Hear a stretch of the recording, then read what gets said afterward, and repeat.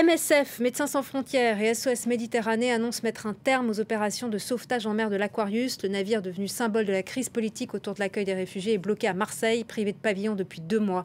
Leslie Carretero et Charlotte Boittiau, vous êtes journaliste info migrants à France 24, sur France 24, et vous suivez l'actualité de la crise migratoire depuis 2 ans, et notamment celle de l'Aquarius. Bonjour Leslie, bonjour Charlotte. Bonjour. Leslie Carretero, tout d'abord, c'est la fin d'un symbole, mais est-ce que c'est la fin des sauvetages en Méditerranée ? Oui et non. Il reste 3 navires humanitaires en mer Méditerranée qui peuvent naviguer et secourir. Donc le navire italien Mare Jonio, le navire allemand le Sea-Watch et l'espagnol l'Open Arms. Mais ils sont actuellement à quai pour des raisons techniques et pour un changement d'équipage. Mais l'Aquarius était aussi un symbole parce que c'était le plus gros navire avec une capacité de 700 personnes. Lors de la conférence de presse de ce matin, SOS Méditerranée a assuré qu'il serait de retour très prochainement au large de la Libye. L'ONG parle même de début 2019. Donc non, ce n'est pas la fin des secours en mer, mais ça reste très compliqué d'opérer dans l'immensité de cette zone à seulement quelques navires. Pourquoi ils ont été obligés de renoncer ? C'est pas une surprise, car faut bien comprendre que les humanitaires sont épuisés par l'acharnement dont ils se disent victimes. Ils l'ont répété ce matin en conférence de presse. Depuis plusieurs mois, l'ONG fait face à des accusations de criminalisation de ses activités. On les accuse de faire le jeu des passeurs. C'est qui le on ? Les États européens, notamment. Et l'Italie particulièrement, les accusent de faire le jeu des passeurs. On les fait passer pour des trafiquants d'êtres humains. Donc en clair, on les assimile à une mafia. Plusieurs raisons ont aussi poussé SOS Méditerranée à jeter l'éponge. L'Aquarius ne trouve aucun État qui lui accorderait un pavillon. Or, sans pavillon, un bateau ne peut pas naviguer, n'est pas autorisé à naviguer. On le sait, Gibraltar a retiré son pavillon, puis le Panama, sous la pression de l'Italie. Donc l'Aquarius est à quai depuis 2 mois à Marseille. Donc pour ces raisons principales, l'ONG a décidé de jeter l'éponge. Et il y a des alternatives, et si oui, lesquelles ? Pour l'Aquarius. Pour l'Aquarius. Alors, comme je disais tout à l'heure, ils parlent d'un nouveau navire en début d'année prochaine avec un nouveau pavillon, mais ils veulent rester discrets pour l'instant pour ne pas avoir de pression comme dans le passé.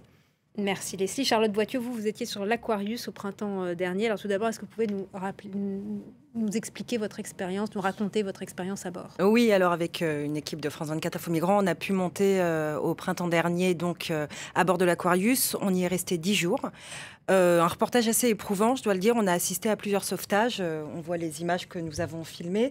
On a assisté au sauvetage de 200 personnes, dont des femmes et des enfants. Et donc, en fait, c'est particulièrement dur de sortir des femmes et surtout des enfants, des bébés, parfois de moins d'1 an de l'eau. C'est ce qu'on a vu quand on était à bord de l'Aquarius. On rappelle aussi que la situation est dramatique parce que quand nous étions à bord de l'Aquarius, on a assisté à un sauvetage de canots qui n'avaient même pas de moteur. C'est-à-dire que les migrants dérivaient sans moteur. Comment est-ce possible ? C'est possible parce que les passeurs mettent les canots en mer avec des moteurs, puis reviennent au large de la Libye, volent les moteurs, les reprennent pour les ramener sur les plages et donc laissent les migrants dériver. Donc nous étions confrontés à des gens qui étaient presque morts de faim et de soif en fait et qui dérivaient à l'infini. Donc c'est vraiment très compliqué comme reportage et c'est d'autant plus compliqué de garder cette distance journalistique. On l'avait rappelé sur d'autres plateaux à France 24 avec vos collègues, c'est-à-dire que les humanitaires, on le rappelle, sont peu sur l'Aquarius. Ils sont environ 30 marins-pêcheurs pour des sauvetages de plusieurs centaines de personnes. Donc parfois, les journalistes posent un peu leur caméra, posent leur carnet, leur stylo et sont appelés à prêter main forte sur l'Aquarius. Donc ça a été une expérience assez éprouvante en fait. Vous avez également rencontré des gardes-côtes libyens lors d'un sauvetage en pleine mer. Et que s'est-il passé ? Oui, alors les gardes-côtes libyens, on en parle beaucoup dans l'actualité, puisqu'il y a énormément de problèmes. Les gardes-côtes libyens, je le rappelle depuis cette année, sont autorisés à faire des sauvetages en mer Méditerranée, ils sont habilités, voilà. Sauf que ça se passe très mal avec les ONG. Pourquoi ? Parce que les gardes-côtes libyens sont des personnes assez imprévisibles. La plupart du temps, elles sont armées, alors qu'évidemment, les ONG ne le sont pas. Elles ne répondent pas au droit maritime international. Elles ne se coordonnent pas avec les autres navires humanitaires. Donc, c'est extrêmement compliqué. Et quand on était à bord, c'est la seule fois où on a senti une tension extrême, c'est-à-dire qu'on a vu une vedette avec des gardes-côtes libyens. J'ai pas d'image à vous montrer parce que c'est la seule fois aussi où on m'a demandé de ranger très vite mon matériel puisqu'ils nous tournaient autour, ils avaient des armes, on l'a vu. Donc c'est des procédés d'intimidation. Mais oui, ça a été un moment assez compliqué à bord de l'Aquarius, pour dire que voilà, c'est pas toujours simple pour l'Aquarius et ni pour les journalistes, voilà, d'être à bord de ces navires humanitaires. Charlotte et Leslie, depuis que l'Aquarius n'est plus en mer, combien y a-t-il de morts noyés? Le chiffre est très difficile à donner car il n'y a plus de témoins du coup actuellement en mer Méditerranée. À minima. On sait en tout cas qu'en 2018, il y a à peu près 2100 personnes qui ont perdu la vie et sur les 4 dernières années, on parle de 15 000 personnes. Donc le chiffre est énorme. Et l'ONG SOS Méditerranée insiste sur le fait que les navires humanitaires ne font pas d'appel d'air comme on leur a souvent reproché.